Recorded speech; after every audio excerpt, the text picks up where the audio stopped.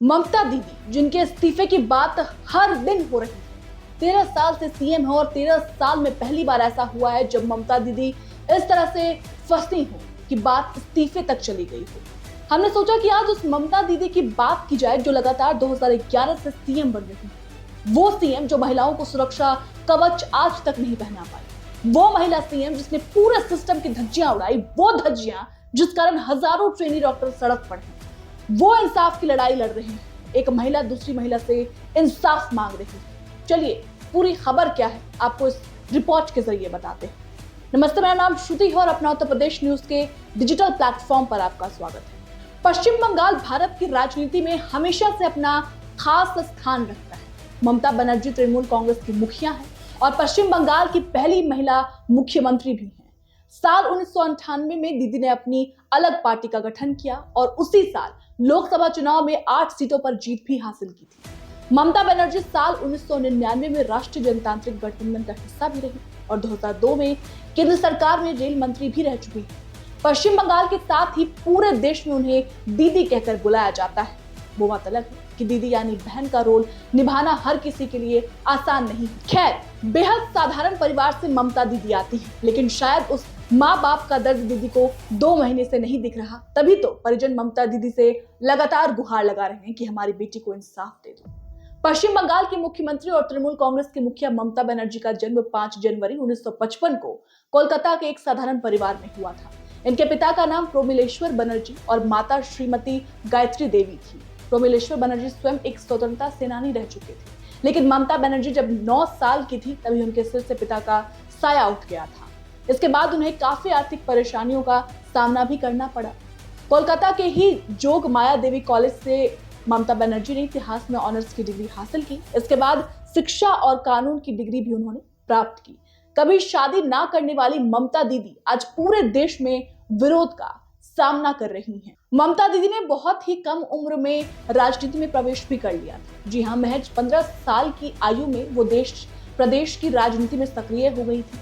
साल 1976 में ममता बनर्जी पश्चिम बंगाल में महिला कांग्रेस आई की महासचिव नियुक्त की गई। इसके बाद 1984 में लोकसभा सदस्य चुनी गई। साल 1991 में केंद्र में राज्य मंत्री के रूप में उन्होंने कार्य किया। 1999 में ममता बनर्जी केंद्र में रेल मंत्री, 2004 में कैबिनेट मंत्री और 2009 में फिर से केंद्र में रेलवे मंत्री के रूप में अपनी सेवाएं दी। उन्होंने रेल मंत्री रहते हुए कई दुरंतों ट्रेनों का संचालन करवाया। उनकी पहचान एक फायर ब्रांड नेत्री के रूप में स्थापित हुई, लेकिन अभी की ममता बनर्जी और 1994 की ममता दीदी में जमीन आसमान का फर्क है भाई। आज की ममता दीदी एक लड़की को इंसाफ नहीं दे पा रही हैं। खैर, अकेले चलो का नारा देने वाली ममता बनर्जी ने राजनीति की शुरुआत कांग्रेस पार्टी से ही की थी, लेकिन 1998 में उन्होंने कांग्रेस से अलग होकर खुद अपनी पार्टी तृणमूल कांग्रेस का गठन किया। दरअसल ममता बनर्जी का आरोप था कांग्रेस पर कि कांग्रेस पार्टी उस समय बंगाल की सत्ताधारी पार्टी माकपा का दमदारी से मुकाबला नहीं कर पा रही है। अपनी बरसों पुरानी पार्टी और देश के सबसे पुराने राजनीतिक दल से अलग होकर खुद की पार्टी खड़ी करने का ये फैसला बहुत कठिन था ममता बनर्जी के लिए, लेकिन धुन की पक्की ममता बनर्जी ने तृणमूल कांग्रेस के गठन के महज 13 सालों में पार्टी को स्थापित कर वर्षों से राज कर रहे वामपंथियों को सत्ता से बेदखल कर दिया। 2011 से लगातार 3 बार बनी मुख्यमंत्री आज सोशल मीडिया पर हर उस शख्स से विरोध का सामना कर रही है जो एक वक्त में दीदी को पसंद किया करते थे। साल 2011 में 15वीं लोकसभा से इस्तीफा देकर ममता बनर्जी 20 मई 2011 में पश्चिम बंगाल की पहली महिला मुख्यमंत्री के रूप में शपथ ली। इसके बाद 2016 में वो फिर से पश्चिम बंगाल की मुख्यमंत्री बनी और 2021 में उन्हें लगातार तीसरी बार भी जनता ने मुख्यमंत्री के रूप में चुना। टाइम मैगजीन ने 2012 में ममता बनर्जी को दुनिया के 100 ताकतवर लोगों की फहरिस्त में शामिल किया था। आप सोचिए, पश्चिम बंगाल की जनता ने 3 बार दीदी को मौका दिया, 5-5 साल का 3 बार मौका। 13 साल से वो सीएम है पश्चिम बंगाल की। उसके बाद भी इस 13 साल में जो ममता बनर्जी के चेहरे पर अब जो डर दिख रहा है वो साफ साफ दिखाता है कि ममता बनर्जी इस बार फंस चुकी हैं।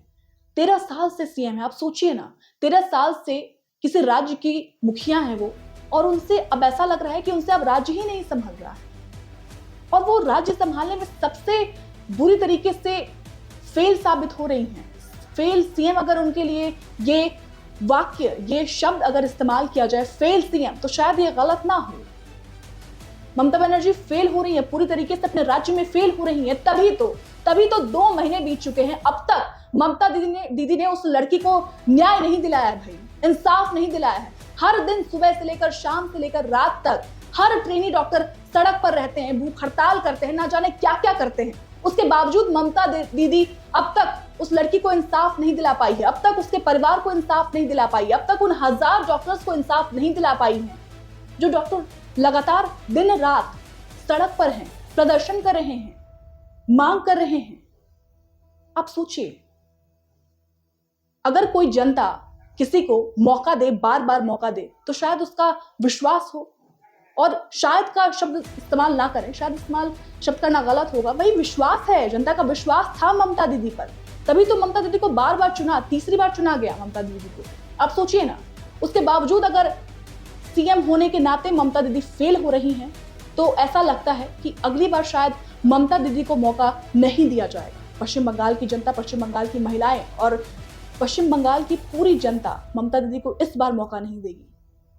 12 सितंबर को ममता दीदी ने कहा था कि इस्तीफा देंगे, अब तक उन्होंने इस्तीफा भी नहीं दिया है। और जिस तरीके से ममता दीदी चुप हैं, जिस तरीके से ममता दीदी ने अपने लफ्ज पर यूं चुप्पी साध रखी है, उसके बाद यह कहना मुश्किल है कि ममता दीदी को अगली बार पश्चिम बंगाल की जनता चुनेगी। फिलहाल जो हमने आपको ममता दीदी की वो स्टोरी बताई जो बहुत कम लोगों को पता है, उस स्टोरी पर आपकी क्या राय है? जो ममता दीदी एक फायर ब्रांड के तौर पर, नेत्री के तौर पर जानी जाती थी, और आज की ममता दीदी, दोनों में कितना फर्क आप समझते हैं? 84 वाली ममता दीदी और 2024 वाली ममता दीदी, क्या फर्क दिखता है आपको? हमें कमेंट कर जरूर बताइएगा। बहुत बहुत शुक्रिया।